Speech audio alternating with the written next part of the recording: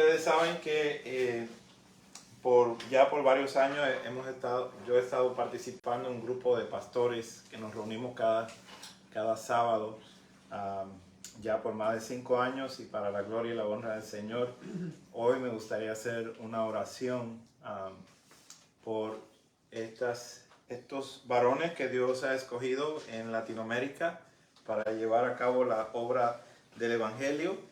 Y voy a mencionar los nombres de cada uno de ellos.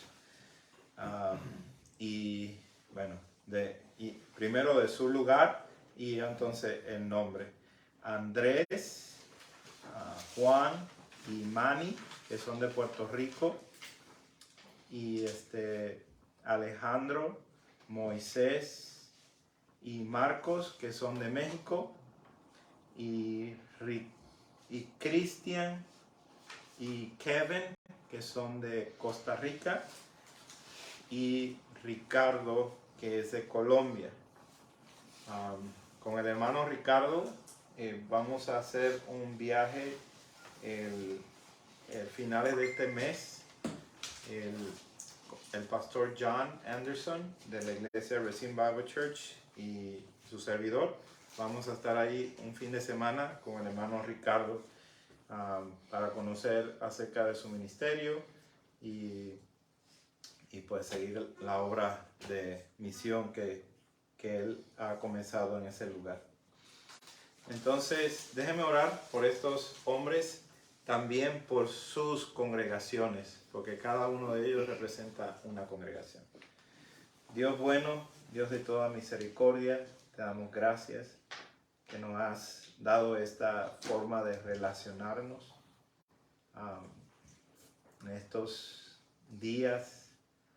Nos has traído una forma de sentirnos muy, muy apegados el uno al otro, reconociendo que esta forma de pastorear es muy importante, que seamos pastoreados los unos a los otros. Gracias por Andrés, por Ricardo, por Alejandro, por Juan, por Moisés, por Marcos, por Manny, por Cristian y por Kevin, que ahora nos ha dado esta plataforma para que nosotros nos estemos consolando y nos estemos animando y alentando para hacer la obra del ministerio que nos ha llamado a hacer.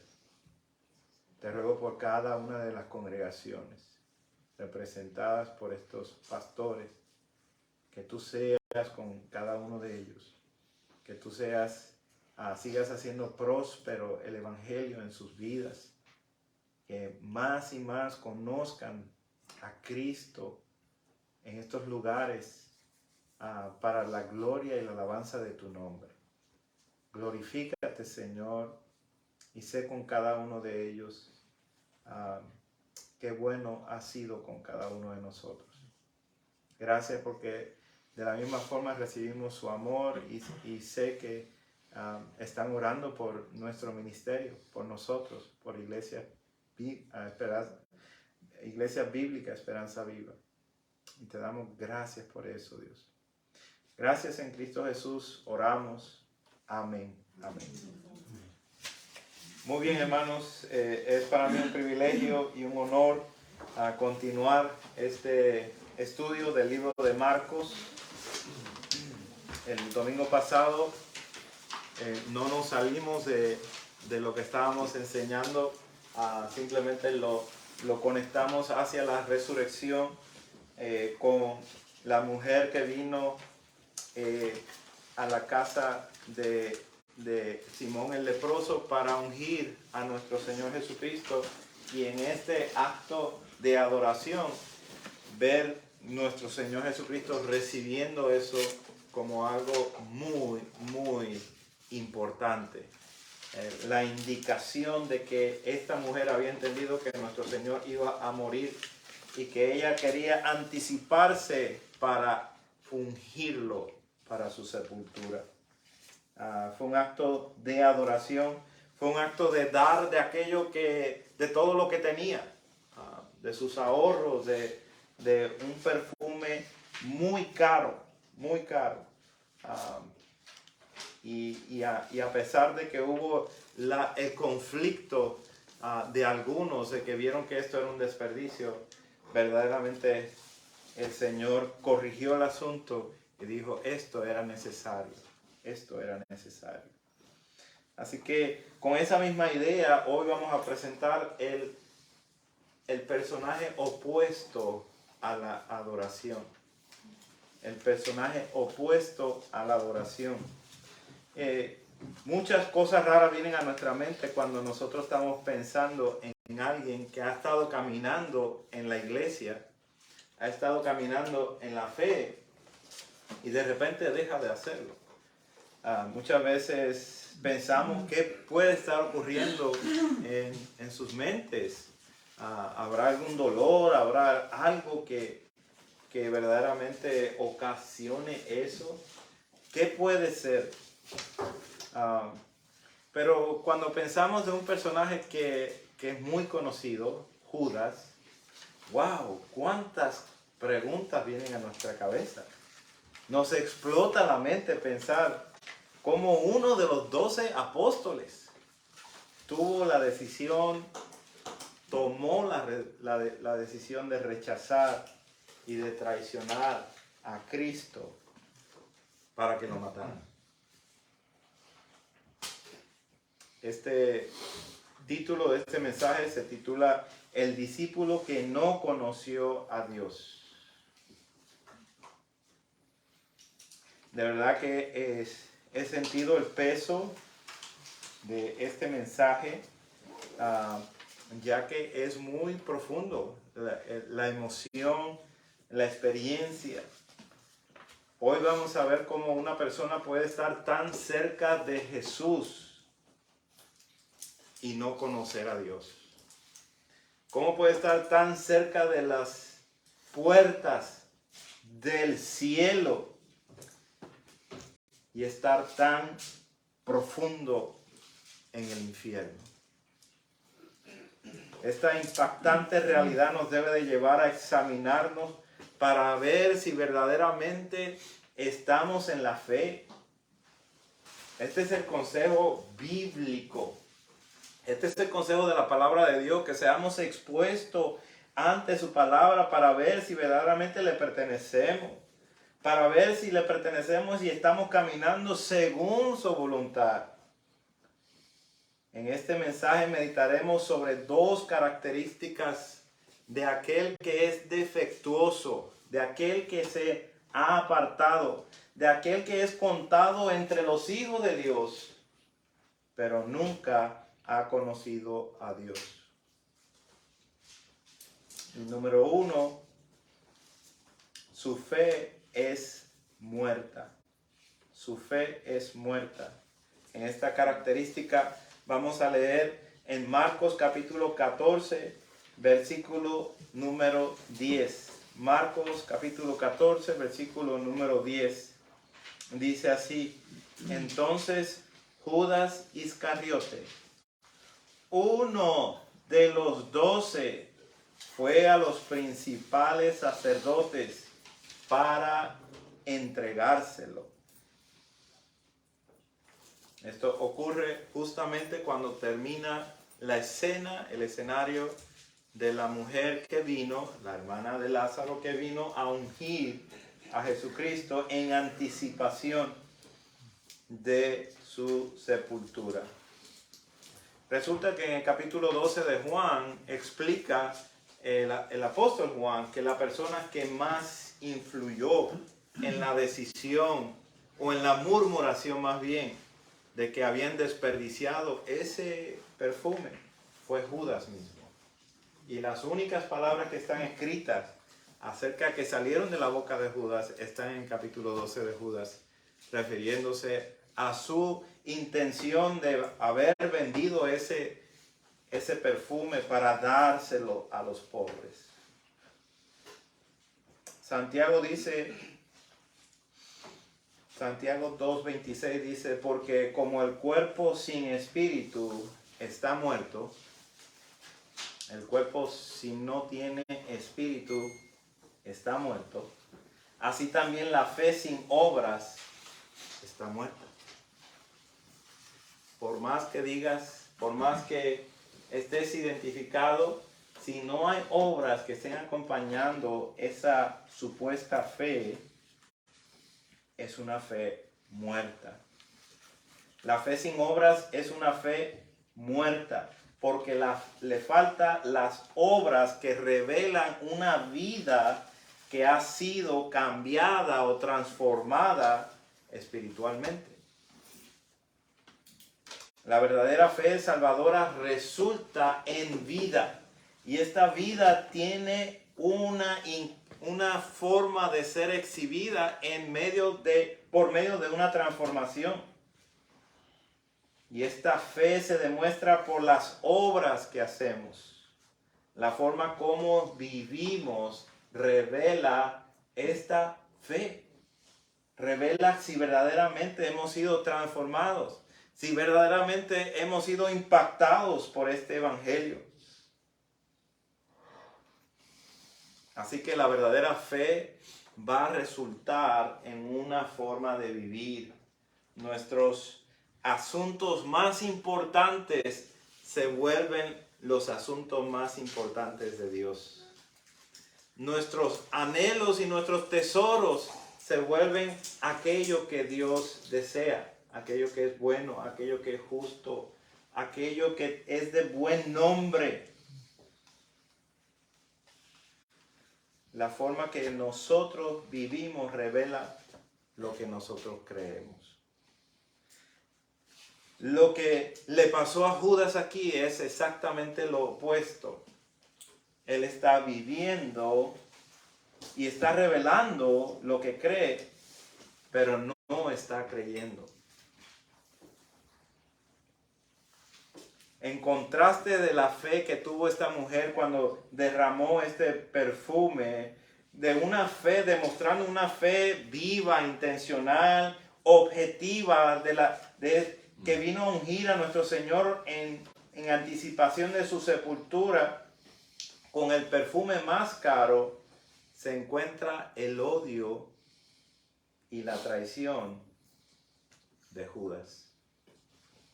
Este es el punto clave, el punto que volteó la decisión de Judas de vender a nuestro Señor.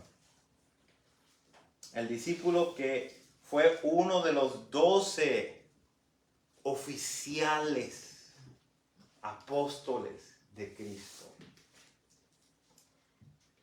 Él tuvo contacto directo con Cristo.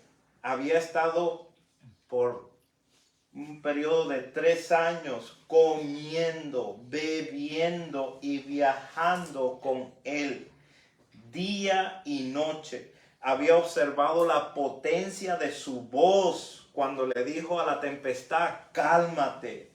Cuando oyó que maldijo a la higuera. Cuando reprendió a aquellos que estaban acusando a los demás.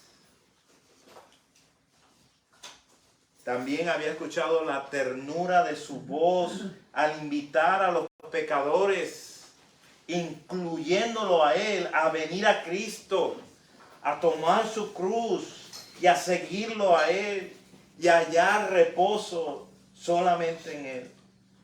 Había escuchado los maravillosos discursos del Salvador y las respuestas decisivas y con autoridad que daba Cristo, que la gente se quedaba completamente impresionadas, maravilladas, porque no habían escuchado a nadie hablar como Él. Judas lo había observado, lo había visto, había estado con Él, lo había visto en la práctica como gran médico en los actos de restablecer el orden del cuerpo, de aquellos lisiados, de aquellos que estaban abandonados por los médicos,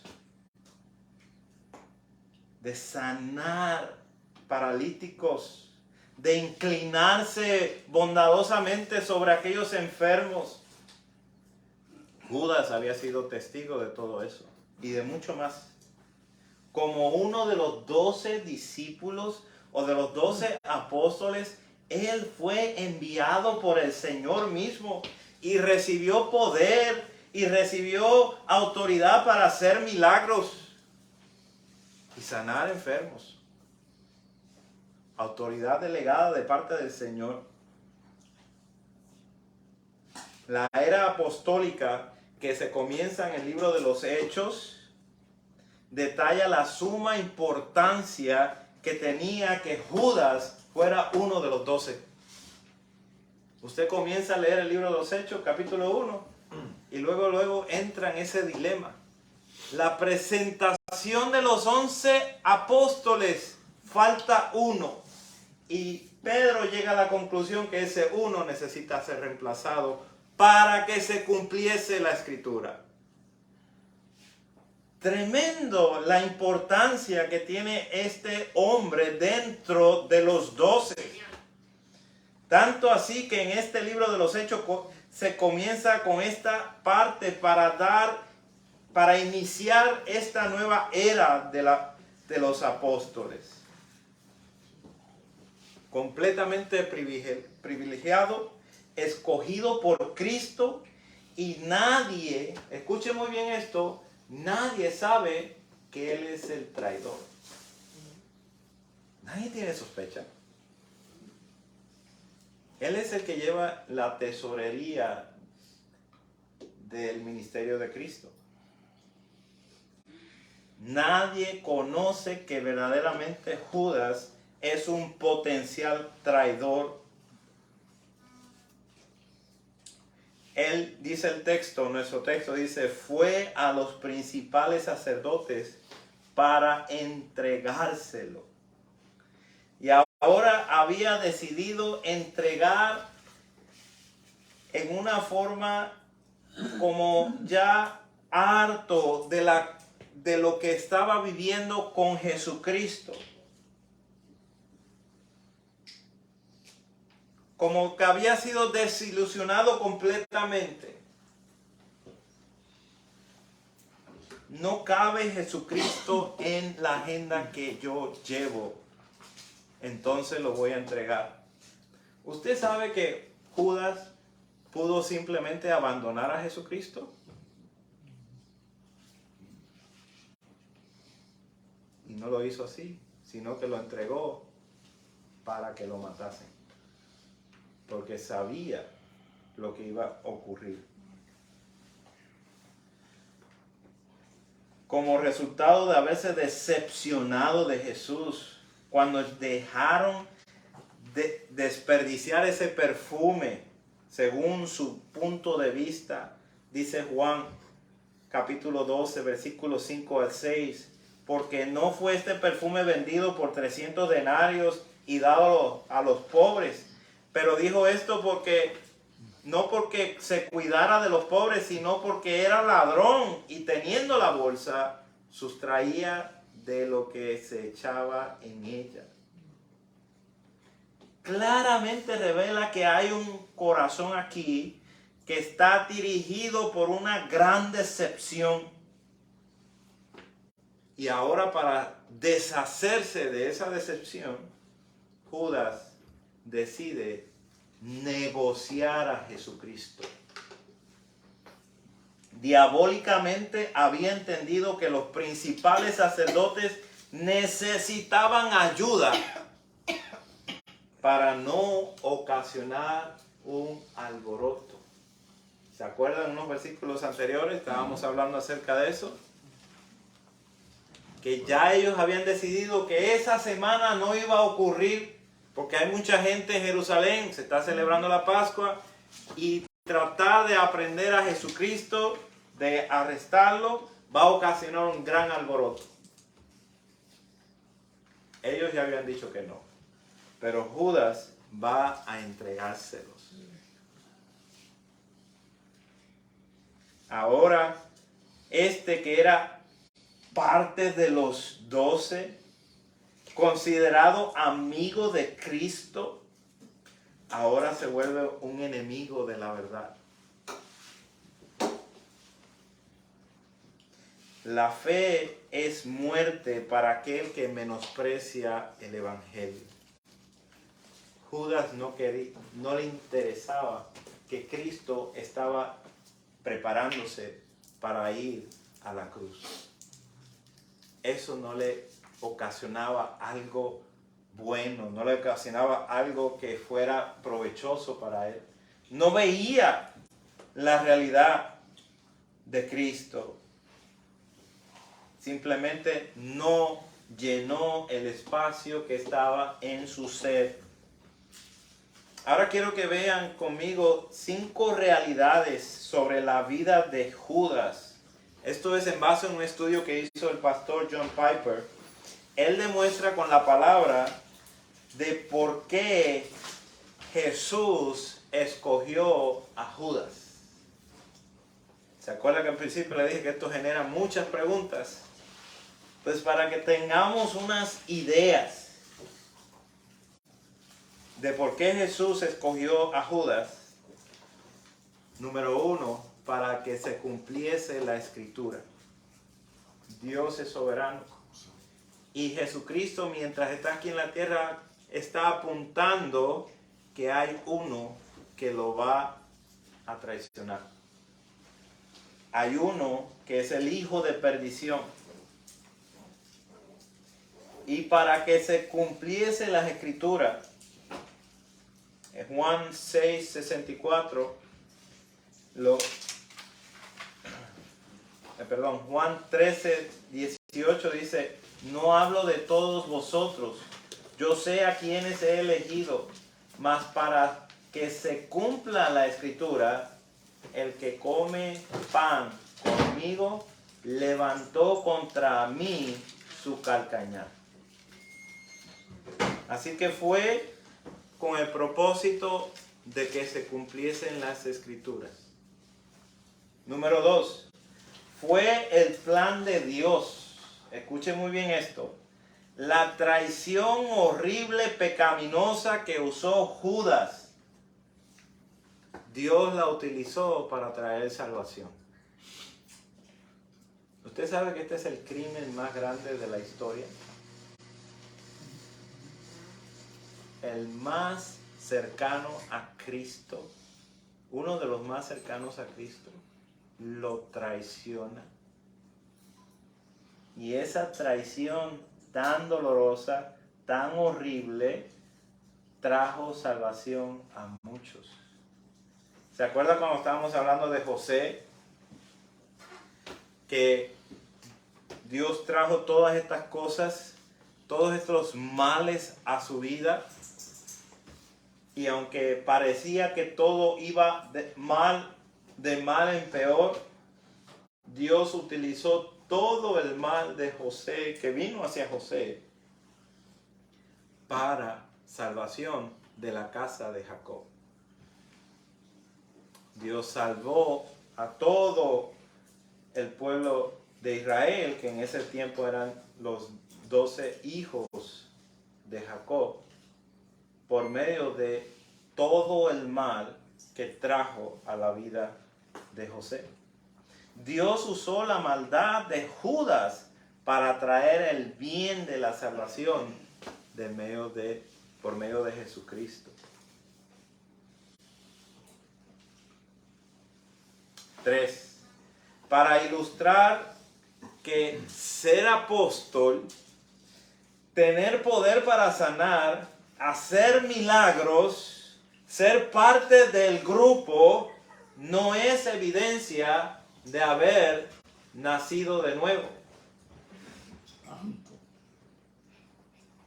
Esto cumple e ilustra perfectamente lo que dice la palabra de Dios en Mateo 7:22. Escuchen muy bien. Muchos me dirán en aquel día: Señor, Señor, ¿no profetizamos en tu nombre? Y en tu nombre echamos fuera demonios, y en tu nombre hicimos muchos milagros. Y entonces les declararé: nunca os conocí. Apartaos de mí, hacedores de maldad. Así que Puedes tener la doctrina correcta, puedes tener y ser muy religioso y nunca haber nacido de lo alto. Acuérdense que esto solamente sucede por medio de la voluntad de Dios. Tienes que nacer de arriba. Tienes que nacer de nuevo. Tienes que ser regenerado. De lo contrario, no vas a poder ser convencido de la realidad de tu pecado y no vas a ser o poder ser convencido de la realidad de la necesidad de un gran Salvador. Así que como consecuencia, número 4, no se arrepintió. Judas no se arrepintió. ¿Por qué no se arrepintió? Porque se le fue concedido el arrepentirse. Esta es la responsabilidad humana. Él no fue predestinado hacia salvación y fue completamente responsable por sus actos como un ser humano. Aunque tuvo remordimiento, en Mateo 27:4 dice, yo he pecado entregando sangre inocente, no hubo arrepentimiento para salvación, sino que la tristeza que le ocasionó al ser remordido por ese acto de haber entregado a su maestro, a quien ha estado viviendo con él, a quien ha estado escuchando y observando por unos años, le produjo su propia muerte. Fue y se quitó la vida. No pudo con esto. Así que fue destinado a destrucción como hijo de perdición. Pero también fue totalmente responsable por su propio pecado. Y número 5, para que entendamos el panorama completo, Judas fue poseído por el amor al dinero. Amó más el dinero que a Jesús. En lugar de aceptar lo que hizo la mujer, dando lo más preciado a Cristo, ungiéndolo por amor a Él, no tuvo cavidad para pensar en lo que es verdadero, en lo que es honesto, en lo que es justo, en lo que es puro, en todo lo que es amable o en todo lo que es de buen nombre. No pudo ver esa acción como un acto de adoración, sino que lo utilizó para decidir ya, ahora sí voy a salir de esto. No pudo ver que ese acto fue un acto digno de alabanza, de ternura por el maestro. Así que tomó la decisión, lo voy a vender por dinero. 30 monedas de plata. Y eso nos lleva al punto número 2. La persona que deja de caminar, la persona que es un discípulo, que no conoce a Dios, simplemente busca provecho para sí mismo. Es un oportunista. Eso lo vemos en el versículo 11. Dice, ellos al oírlo se alegraron. ¿Quiénes son ellos? Son los ancianos, los líderes de Israel, los que se habían ya hecho la idea que esta semana no va a suceder esto que van a hacer con Jesucristo, pero ahora vieron que hay uno que sí le está dando algo que ellos quieren y prometieron darle dinero. Y Judas buscaba oportunidad para entregarle. Hizo el trato con ellos y ya entonces se dedicó a ver de qué manera se los va a entregar. Entendamos que Jesucristo nunca fue llevado por control ajeno a su propia voluntad, sino que permitió que uno de los de él fuera el que lo entregara. Nunca fue arrestado por personas de afuera, nunca fue llevado a ser apedreado, aunque hubieron muchas intenciones, pero Jesucristo siempre estuvo en ese control soberano y solamente le permitió a Judas hacer esa entrega para que se cumpliese la escritura. Naturalmente los sacerdotes se alegraron al ver que uno de los discípulos se ofrecía para ayudarles. Su ofrecimiento fue como una lluvia que estaban esperando de tiempo de sequía. Les cayó súper bien. Así que el amor al dinero está detrás del pecado más horrible de la historia del ser humano. Desde las puertas del cielo hasta el extremo único, incomparable lugar más tormentoso del infierno, se fue Judas. Él estuvo respirando el aire del cielo, escuchando y viendo lo más preciado que ha caminado sobre la faz de la tierra, el príncipe de los cielos. Lo único que necesitaban los líderes de Israel era un oportunista que no tomara a Jesús en serio. A uno de ellos, si uno de ellos de repente decidiera negociarlo, que después de tantas evidencias determine que este Hijo de Dios no le sirve para sus propios planes, porque Él quiere dominio, Él quiere riquezas, Él quiere control, y decide traicionar al que hizo la tierra con su poder, el que afirmó el mundo, que lo estableció sobre los ríos con toda sabiduría y extendió los cielos con toda la inteligencia. A la palabra misma, a la perfecta imagen de Dios el Padre, al que está lleno de gracia y de verdad. Este fue el punto de donde no hubo regreso para Judas. Lo va a traicionar y le sacará dinero a esta oportunidad. Podemos observar a los líderes de Israel como enemigos de Cristo. Eso está fácil. Mas uno de los de Cristo, uno de los oficiales de Cristo, de la palabra,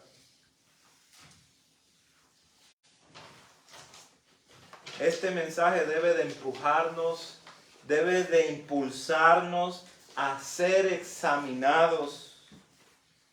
Lo que dice Pablo en 2 Corintios 13:5, examinaos a vosotros mismos si estáis en la fe, probaos a vosotros mismos, no os conocéis a vosotros mismos que Jesucristo está en vosotros, a menos que estéis reprobados. Examinaos unos a otros. ¿Está Cristo en nuestra vida? ¿Es nuestro anhelo? ¿Es nuestro tesoro? ¿Estamos viviendo para Él? ¿Estamos reconociendo que verdaderamente fuimos condenados, así como Judas? ¿Que éramos como los demás hijos de ira? Y que solamente porque Dios tuvo misericordia, estando nosotros en la misma condición de Judas, nos arrebató de las llamas del infierno, nos levantó de esa posición y nos trasladó de ese mundo de oscuridad, de mentes reprobadas, de mentes oscurecidas por la falta de luz, y nos trae a la luz del reino de Jesucristo. Solo por gracia. Solo por gracia. Judas nunca conoció a Dios. Mas sin embargo, recibe condenación eterna de parte del Dios airado, porque entregó a su propio Hijo. En conclusión, dentro de la iglesia existe lo que se llama en la agricultura la cizaña. Estos son los hijos de Satanás. ¿Quiénes son los hijos de Satanás? Todos los que no son hijos de Dios. Todos los que no viven para la gloria y la honra de Dios.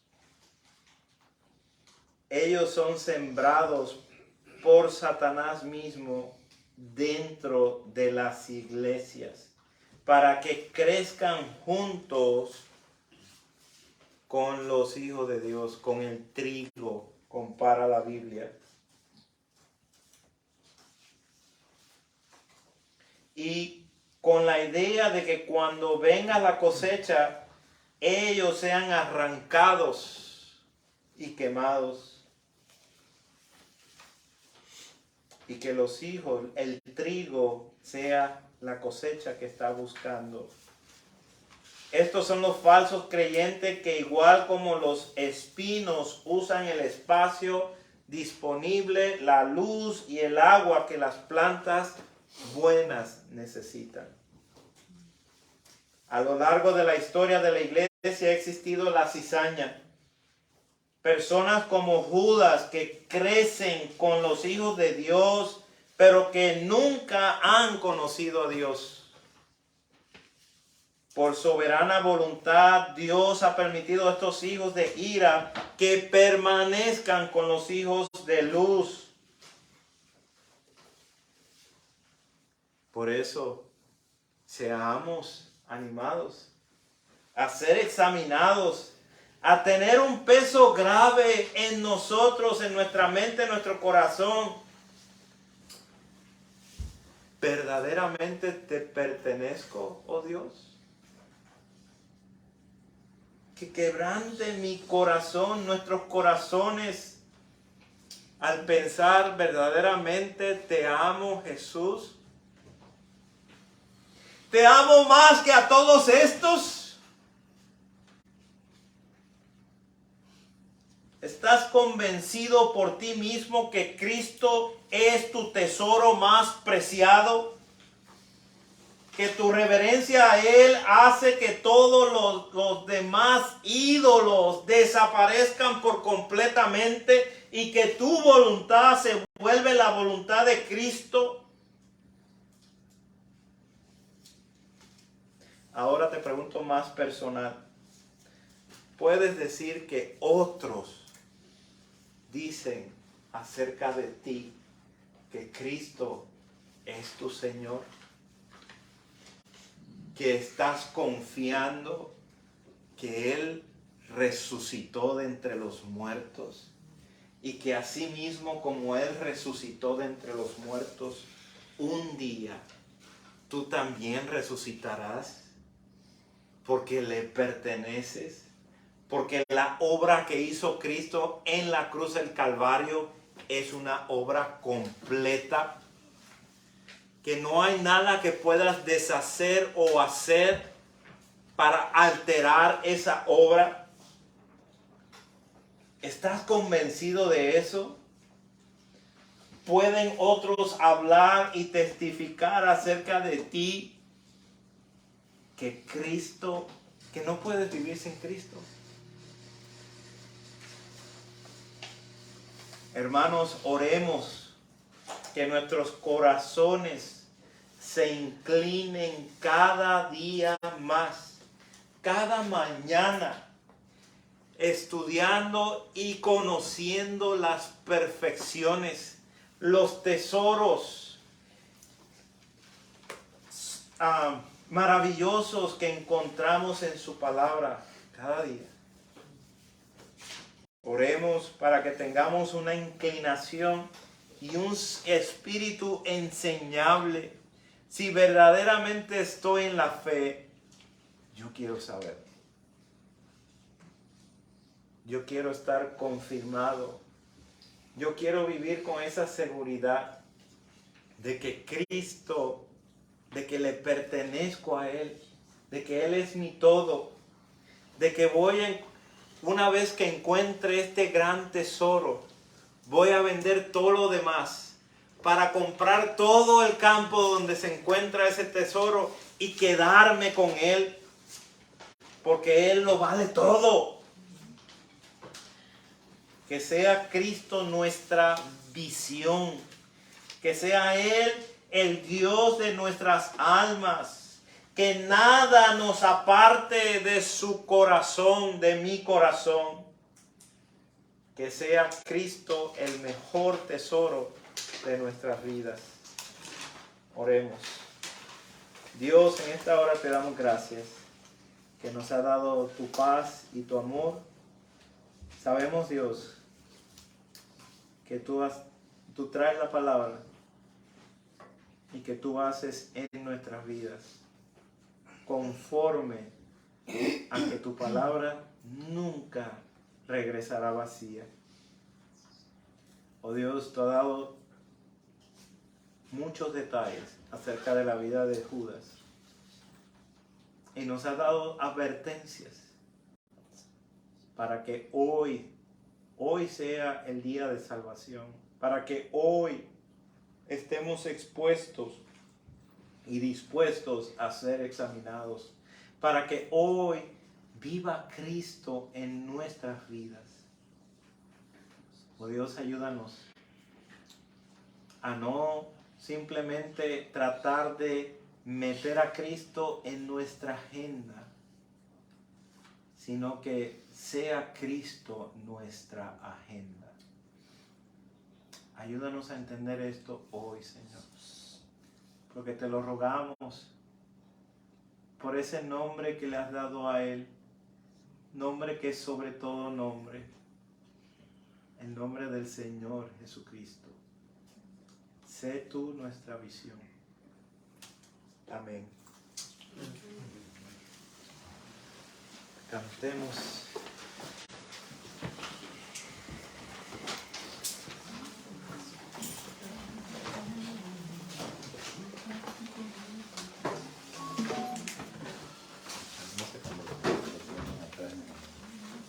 Si el cántico está en la boleta, el programa atrás, también estará en la pantalla.